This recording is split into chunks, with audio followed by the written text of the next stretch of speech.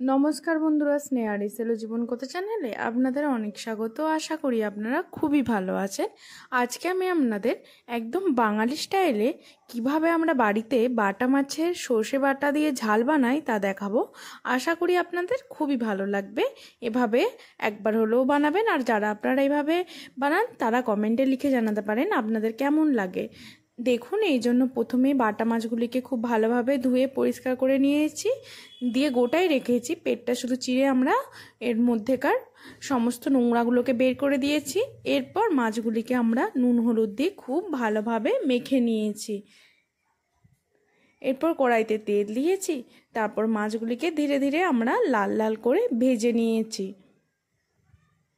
Medium ফ্লেমে।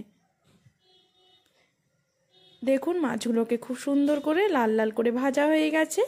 এরপর আমরা শিলনোড়ার মধ্যে সর্ষে ও জিরে বেটে নিয়েছি। শিলনোড়ায় বাটা মশলার তো একটা স্বাদই আলাদা হয়, যেটা তরকারির স্বাদটাই পাল্টে দেয়। তাই আমরা শিলনোড়ার মধ্যেই সর্ষে এবং জিরেটা মিশিয়ে একসাথে বেটে নিয়েছি খুব ভালোভাবে স্মুথলি।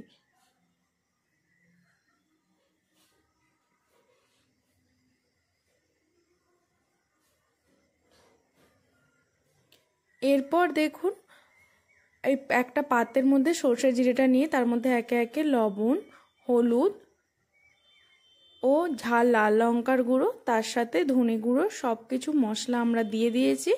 এরপর জল দিয়ে ভালোভাবে মশলাটাকে মিশিয়ে রেখেছি। এভাবে আপনারা করতে পারেন, সমস্ত মশলা একসাথে মিশিয়ে রাখলে কিন্তু খুব ভালো হয়। আর নিয়ে নিয়েছি পেঁয়াজ, টমেটো ও কাঁচা লঙ্কা কেটে নিয়েছি খুব ভালোভাবে কুচি কুচি করে।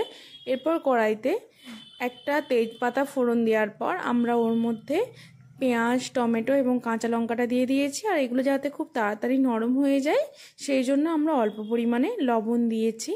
এরপর এগুলিকে আমরা খুব ভালোভাবে ভেজে নিয়েছি যতক্ষণ পর্যন্ত না নরম হয়ে যায়। দেখুন, তারপরে আমরা যে মশলাটা গুলে রেখেছিলাম ওই মশলাটাকে দিয়ে দিলাম। এভাবে আপনারা জলে গুলে মশলা ইউজ করতে পারেন, এতে কিন্তু খুব সুস্বাদু হয়। এরপর দেখুন, মশলাটাকে খুব ভালোভাবে কষিয়ে নিচ্ছি, কিন্তু খুব বেশি কষিয়ে নেবেন না, যেহেতু সর্ষে আছে সেক্ষেত্রে কিন্তু তেতো হয়ে যেতে পারে।